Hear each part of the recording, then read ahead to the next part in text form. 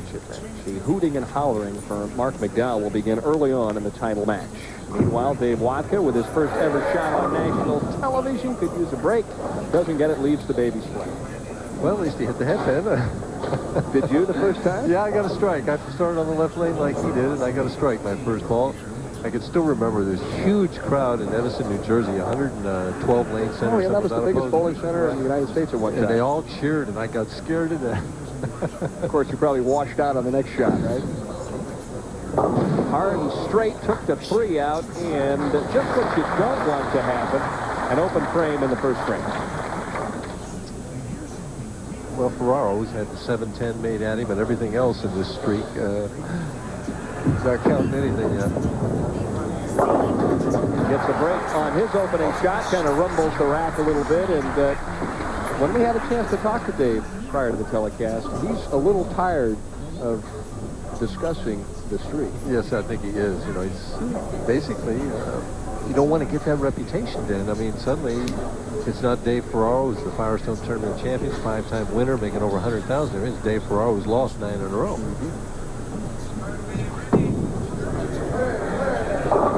Starts here with a double.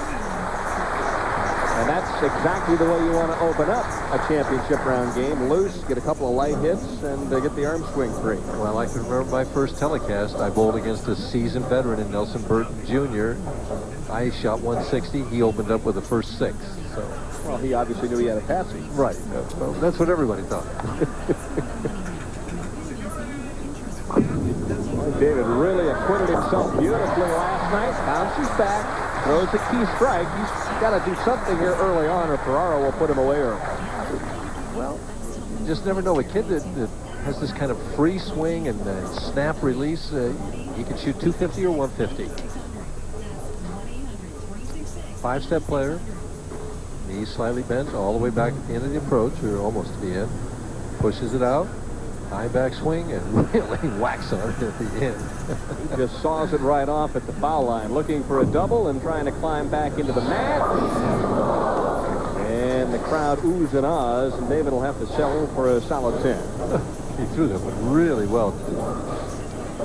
At home, his parents in Las Vegas have all the family and friends over to watch the telecast. And, of course, his mother, a very good friend of mine, a player on the Pba Tour. And, of course, she not only won a pro title, but also a WIBC national title.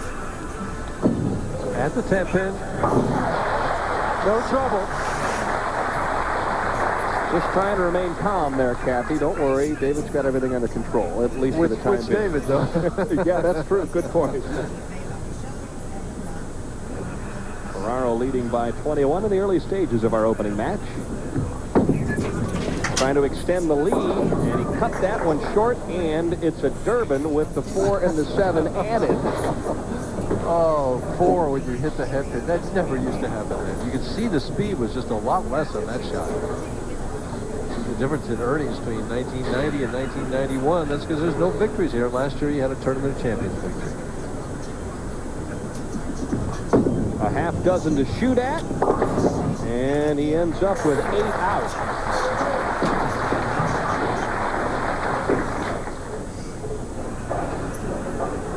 A 5-step player, holds the ball waist high, very short backswing, very little slide. And from that you could not tell anything that went wrong. But basically what went wrong is the speed was just too soft.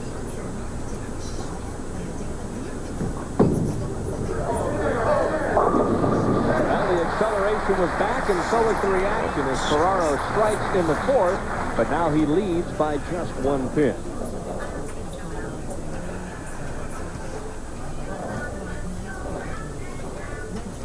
Interesting, man. He hasn't had a double yet the match. The other man has a double. Yes, he's only 1 pin behind because of 4 and 8 out.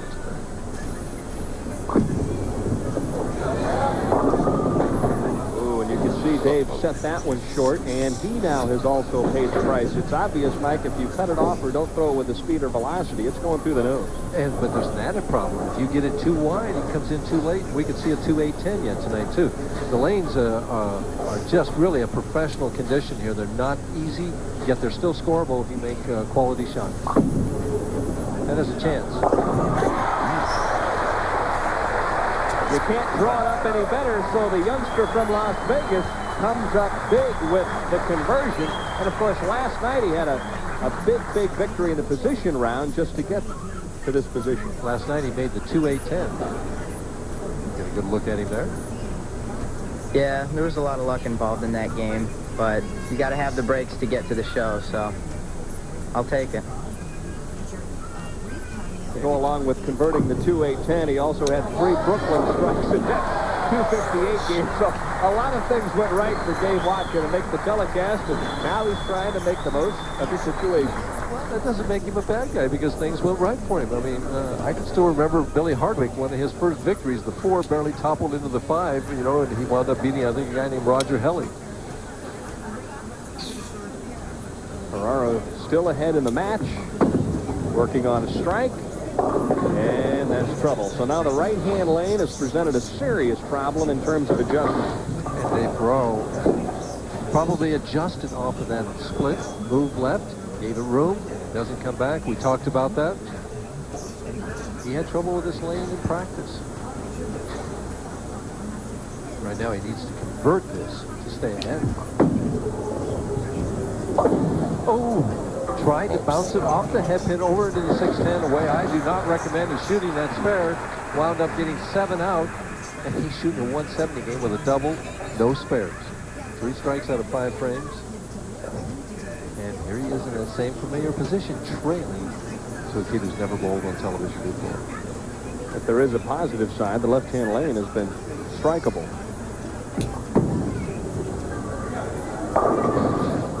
And fortunate that he didn't leave the 10 pin as well. So Ferraro will have to gather himself to make a run here in the latter part of this game. After they started with David with a double and Dave Wodka with an open, you figured at that stage that Ferraro would just put him away. That's not the case. I have a feeling this one's going to go down to the 10th frame one way or another. We'll take a break, but remember that no trip to Green Bay would be complete without a visit to the Green Bay Packer Hall of Fame, where you can follow the great tradition from 1919 through the Lombardi years all the way to the upcoming 91 season.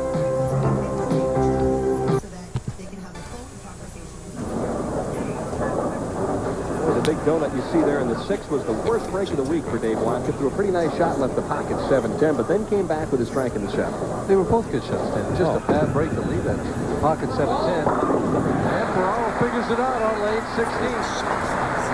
Shakes his arms there, trying to get a little bit loose. He's 1 pin ahead. 3 frames to go. You think the advantage has got to be with Ferraro. He's been here before. The experiences with him, you weighing on his mind is, I don't want to lose a key. This would be a key double. He leads by 1, could extend it to 11. This is favored over 2 lanes. There. Well, we've had a lot of X's, Denny, but we've had also a lot of opens. I'll tell you what, 4 opens between the players, 4 splits between the 2, and right now, 8 strikes between the 2. Wodka has to strike here to keep pace with him. And if he would strike off the shoot, could still shoot 213.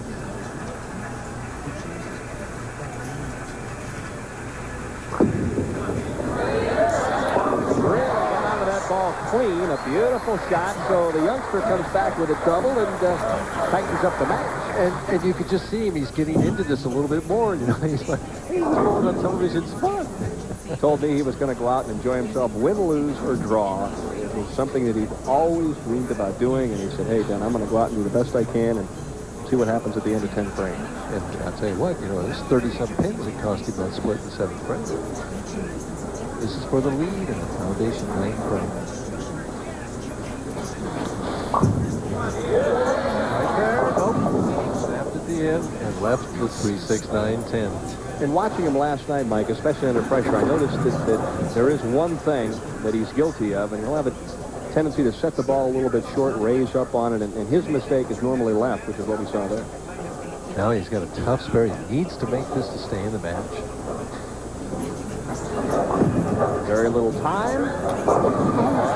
Gets the reaction that he wants as he nails the Durbin on the left-hand lane. Now, Ferraro, if he strikes on lane 16, would be in the driver's seat. Absolutely. Left lane, he's proved he can hit all along.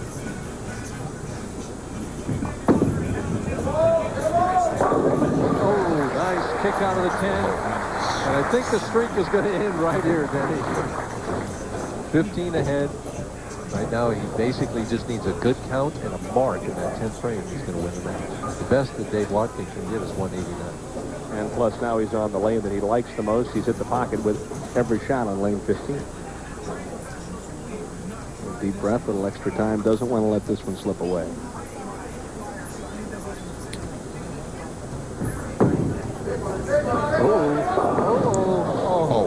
The 1, 2, 4, 6, 10 slip away was the appropriate term he needs to make. Now, let's see if he shoots it trying to bounce it off the head pin again or whether he goes to the left. He's trying to figure it all out, what he needs. And basically what he needs, my goodness.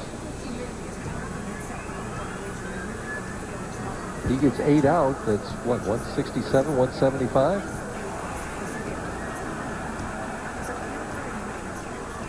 Wodka could still shoot 189. He's trying to bounce it off. Doesn't do. 8 out.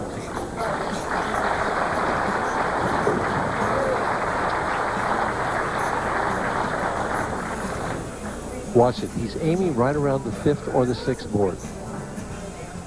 Looks like he hits it, but since it's wider, it breaks later. He knew where to throw in that lane and just didn't do it. Wodka is up 4 pins. Basically needs to count 17 in the 10th frame to win.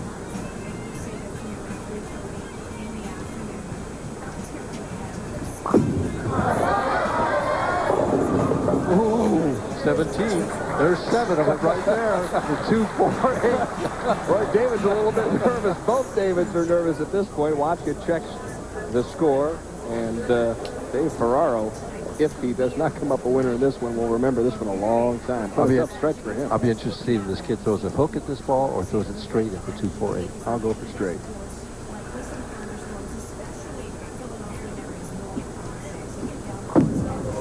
Straight it is. And he made it. Oh! Now he needs a strike then. Fans exhorting him. They looked at the score. They realized strike, he's a winner. 9. We're into a couple of extra frames. And less than 9, he loses. Whew. Interesting first appearance in a championship round. Interesting first game.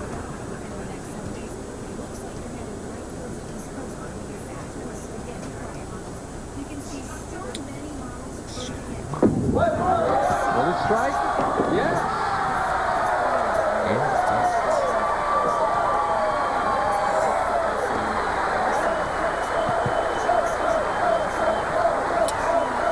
Ferraro will head to the paddock, having lost 10 consecutive games in the championship round, but this is one that, well, he had complete control over.